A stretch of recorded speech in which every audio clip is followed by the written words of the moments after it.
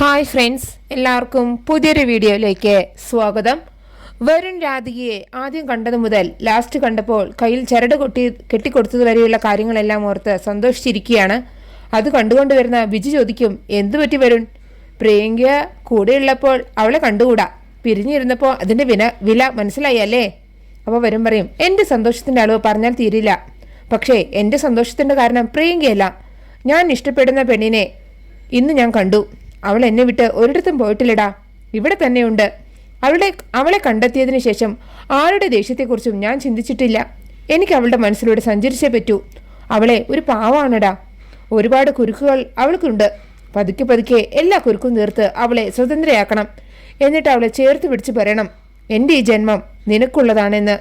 എൻ്റെ മനസ്സിപ്പോൾ 100% ഓക്കെയാണ്. എന്നാൽ ഗുഡ് നൈറ്റ് എന്ന് പറഞ്ഞിട്ട് വരുൺ മുകളിലേക്ക് കയറി പോവുകയാണ് കേട്ടോ. വരുൺ പറഞ്ഞതൊന്നും മനസ്സിലാവാതെ അതിനെക്കുറിച്ച് ആലോചിച്ച് ചിന്തിച്ച് നിൽക്കുകയാണ് ബിജു. അതേസമയം ഇവർ തമ്മിൽ സംസാരിച്ചതെല്ലാം മറിഞ്ഞു നിന്ന് കേട്ട പ്രിയങ്ക നേരെ വരുണിൻ്റെ അടുത്തേക്ക് പോവുകയാണ്. എന്നിട്ട് വരുണിനോട് ചോദിക്കും, ഏതാണ് ആ പെണ്ണ്? എന്താ പേര്? ബിജുവിനോട് നിങ്ങൾ പറഞ്ഞതെല്ലാം ഞാൻ കേട്ടു. അപ്പോൾ വരുൺ പറയും, ഒളിച്ചു നിൽക്കുന്നതും ഒളിഞ്ഞു കേൾക്കുന്നതും നല്ല ശീലമല്ല. അപ്പോൾ പ്രിയങ്ക പറയും, മനസ്സിലുള്ളവളെ കണ്ടു എന്നല്ലേ പറഞ്ഞത്? ആരാ അത് താൻ അറിയേണ്ട കാര്യമില്ല. അപ്പോൾ പ്രിയങ്ക പറയും, എനിക്കത് അറിഞ്ഞേ പറ്റൂ, നമ്മൾ ഭാര്യ ഭർത്താക്കന്മാരാണ്.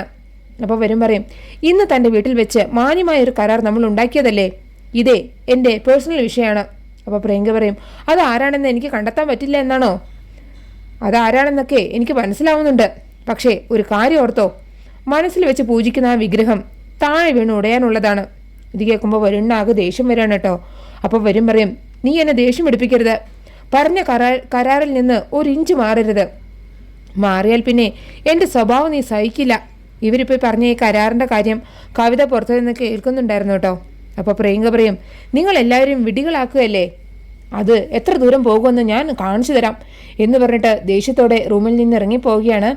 എന്നിട്ട് പോയിട്ട് രാധികയെ ഫോൺ വിളിക്കുകയാണ് കേട്ടോ. എന്നിട്ട് ചോദിക്കും, വരുൺ ചേച്ചിയുടെ കഴുത്തിൽ താലി കെട്ടിയതല്ലാതെ വരുണുമായിട്ട് ചേച്ചിക്ക് എന്താ ബന്ധം? നിങ്ങൾ തമ്മിൽ പരസ്പരം ഇഷ്ടത്തിലായിരുന്നോ? ഇപ്പോഴും നിങ്ങൾ തമ്മിൽ ബന്ധമുണ്ടോ?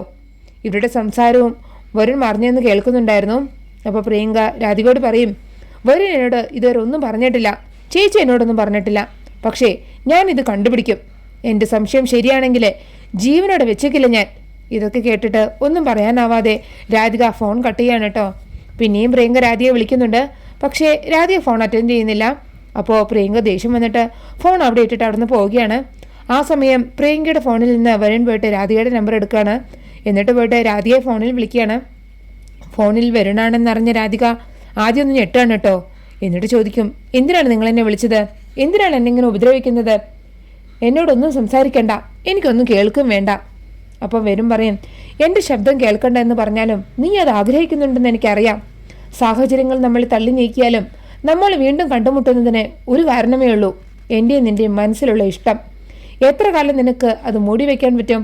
വാക്കുകൾ കൊണ്ട് നിഷേധിക്കാൻ നിനക്ക് എളുപ്പമാണ്, പക്ഷേ മനസ്സുകൊണ്ട് നിഷേധിക്കാൻ പറ്റില്ല. തൻ്റെ മനസ്സിൽ ഞാൻ മാത്രമേ ഉള്ളൂ.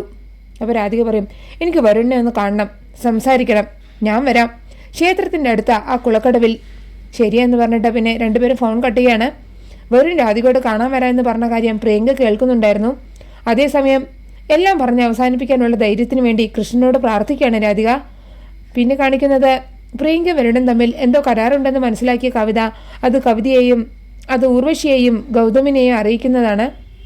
എന്നിട്ട് ആ കരാർ എന്താണെന്ന് മനസ്സിലാക്കി അത് തെളിവ് സഹിതം എല്ലാവരെയും അറിയിക്കാനുള്ള പ്ലാൻ ചെയ്യാണ് കേട്ടോ. പിന്നെ കാണിക്കുന്നത് പിറ്റേ ദിവസം വരുൺ രാധികയെ കാണാൻ പുറപ്പെട്ടൊരുങ്ങുന്നതാണ്. വരുൺ അറിയാതെ തന്നെ പ്രിയങ്ക വരുണിനെ ഫോളോ ചെയ്ത് പോകുന്നുണ്ട്. അങ്ങനെയാണ് ആ എപ്പിസോഡ് അവസാനിക്കുന്നത്. പിന്നെ പ്രൊമോയിൽ കാണിക്കുന്നത് കുളക്കടവിൽ വെച്ചിട്ട് വരുണും രാധികയും തമ്മിൽ നേരിട്ട് കാണുന്നതും പ്രിയങ്ക മറിഞ്ഞു നിന്ന് നോക്കുന്നതുമാണ്. പിന്നീട് കാണിക്കുന്നത് രാത്രി ക്ഷേത്രമുറ്റത്ത് വെച്ച് വരുണും രാധികയും തമ്മിൽ നേരിട്ട് കാണുന്നതും വരുൺ രാധികയെ ചേർത്ത് പിടിക്കുന്നതുമാണ്. ആ കാഴ്ച കണ്ട് ഞെട്ടി നിൽക്കുന്ന യശോദയെ കാണിച്ചുകൊണ്ടാണ് ആ പ്രൊമോ അവസാനിക്കുന്നത്. നിങ്ങൾക്ക് എൻ്റെ റിവ്യൂ ഇഷ്ടമായാൽ മറക്കാതെ എല്ലാവരും ലൈക്ക് സബ്സ്ക്രൈബ് തന്ന് എന്നെ സപ്പോർട്ട് ചെയ്യണേ പ്ലീസ്.